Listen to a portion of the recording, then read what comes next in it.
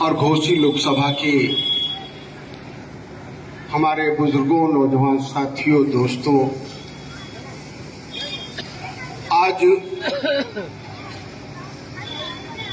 लोकसभा का चुनाव होना है। सभी पार्टियों ने अपने प्रत्याशी दिए हैं। पीस पार्टी नई पार्टी नहीं है, 2008 से ही वजूद में है और मैं खुद कई बार यहाँ पे आ चुका हूँ, आप सभी से गुफ्तगू कर चुका हूँ।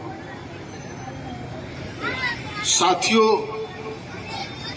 पीस पार्टी ने अपना प्रत्याशी भाई याकूब अंसारी साहब को बनाया है। ये हमारे साथी हैं। पीस पार्टी का चुनाव निशान कांच का गिलास है। ये सियासत,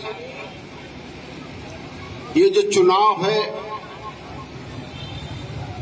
ये कौमों के मुस्तकबिल को बदलता है। इस मुल्क में समाज की हैसियत को बर्बाद करता है, आबाद करता है। मुझे अल्लामा इकबाल का एक शेर याद आता है कि कुव्वते फिक्र व अमल पहले फना होती है, तब किसी कौम की शौकत पे जवाल आता है। अवाम की सोच, किसी कौम की सोच और फिक्र, पहले वो अपने रास्ते से भटक जाती है, गफलत में पड़ जाती है,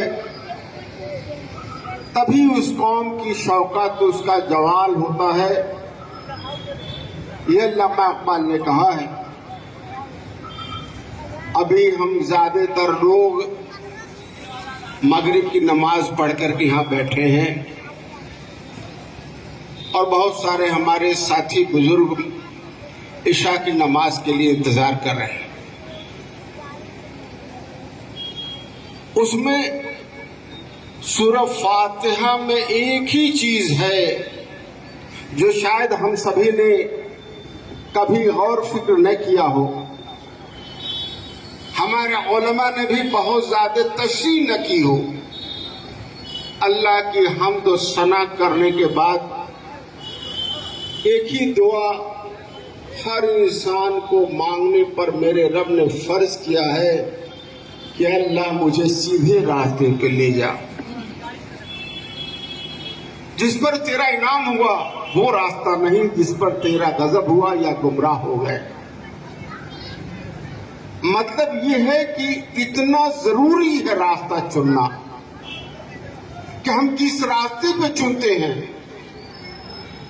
बहुत सारे लोग कुफ्र का रास्ता चुनते हैं, बहुत सारे लोग हक का रास्ता चुनते हैं, बहुत सारे बातिल का रास्ता चुनते हैं। तो रास्ता चुनना वो दुनिया और आखिरत में दोनों फैसला करता है। सिर्फ दुनिया में नहीं बल्कि आखिरत भी फैसला उसी पे है कि हम किस रास्ते पे हैं। और ये जानना जरूरी हम सभी को है कि हक का रास्ता क्या है, बातिल का रास्ता क्या है, कामयाबी का रास्ता क्या है, बर्बादी का रास्ता क्या है। मेरे रब ने कहा अपने में से अपना अमीर चुनो, और सिर्फ मुसलमानों से नहीं बल्कि जिस कौम ने अपने में से अपना सियासी अमीर चुना वो कौम कामयाब हो गई। जिस कौम ने भी चुना, चाहे वह ईमान लाया हो या कुफ्र में हो, इससे कोई मतलब नहीं है।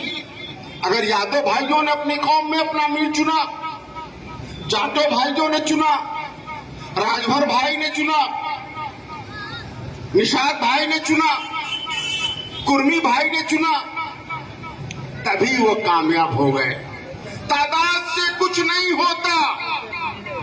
अगर ये किसी को मुगालते में है कि तादाद से कुछ होता है, तो इन सारे समाज को अगर मिला दिया जाए तो उत्तर प्रदेश में मुसलमान उससे भी ज्यादा हैं। चाहे वो कुर्मी समाज हो, निषाद समाज हो,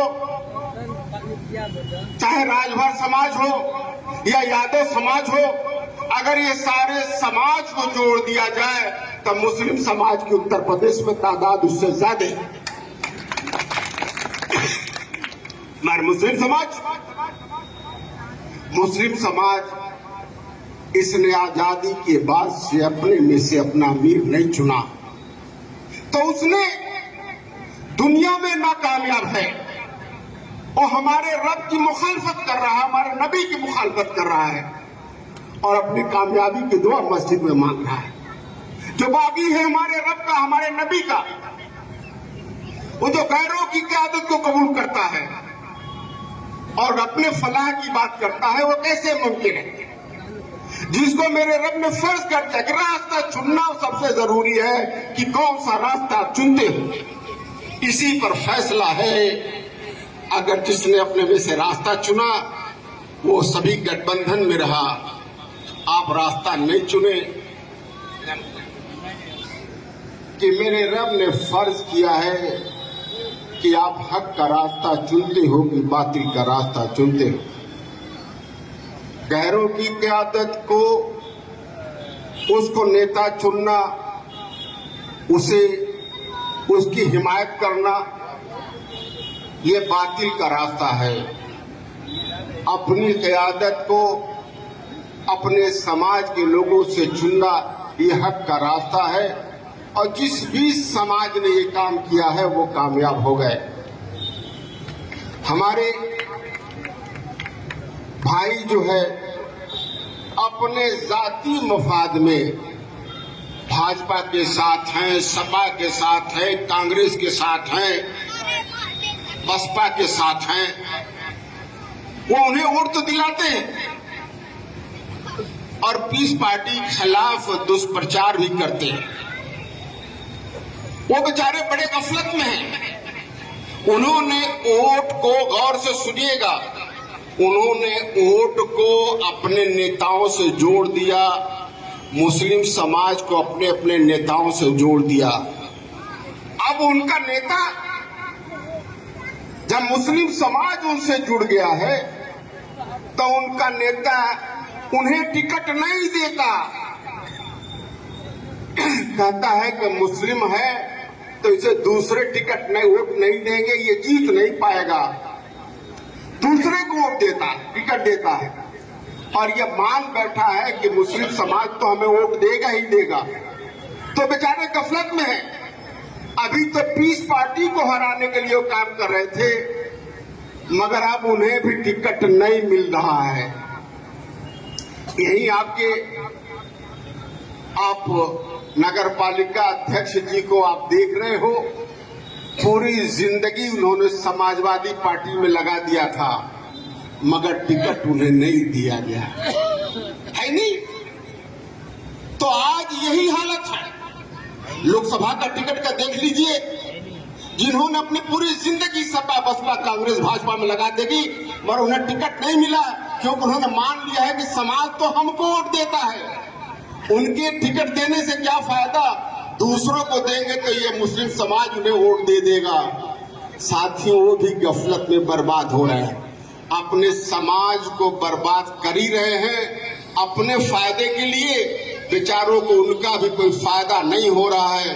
चाहे आजम खान साहब का देख लीजिए, चाहे नसीमुद्दीन सिद्दीकी का देख लीजिए, चाहे गुलाम नबी आजाद का देख लीजिए, जिन्होंने पूरी जिंदगी लगा दी, किस हालत में पड़े हैं तो आप देख लें। अखिलेश जी के खिलाफ कोई जांच नहीं होगी। भाजपा सरकार बनी तो उनके परिवार के खिलाफ जितने जांच चल रहे थे सब बंद हो गया और आजम खां के खिलाफ कोई जांच नहीं थी, कोई मुकदमा नहीं था। भाजपा सरकार आई तो जांच शुरू हो गया, जेल में चले गए पूरे खानदान। साथियों, भाजपा सरकार आई तो मैं भी 2 बार जेल जा चुका 3 महीने के लिए और ये प्रचार करते हैं कि भाजपा से साठगांठ हमारी है। साठगांठ डॉक्टर अय्यूब की पीस पार्टी की, साठगांठ भाजपा की, आजम खां की, तो हम सभी में मुकदमा हो, जेल जाएं। और साठगांठ अखिलेश यादव की परिवार की नहीं है, उन पर सारा मुकदमा बंद हो जाए। ये भी हमें समझ में नहीं आ रहा है कि किसका साठगांठ है, और हम उन्हीं के पीछे हम जिहाद कर रहे हैं। साथियों, नमाज का वक्त हो गया है। इतना ही हमें बताना था कि हम सभी, हमारा समाज भी गफलत में है, हमारे समाज के नेता भी गफलत में हैं। वो उस हद तक चले जाएंगे कि ऐसे मजबूर लाचार हो जाएंगे कि उन्हें कोई पूछने वाला नहीं है। आज उन्हें तो कोई पार्टी का कोई प्रत्याशी या कोई पार्टी का नेता अपने मंच पर खड़े भी नहीं होने देना चाहता। क्यों, कोई गलत कर रहे भाई? हाँ, कोई खड़े नहीं होना देना चाहता कि खड़े होंगे तो वोट कट जाएगा। जब उनके खड़े होने से वोट कट जाएगा तो उन्हें टिकट क्यों देंगे भाई? तो वो भी मुगालते में हैं। इसलिए आज से हम फैसला कर ले, वही बेहतर है। अल्लाह के इस्लाम में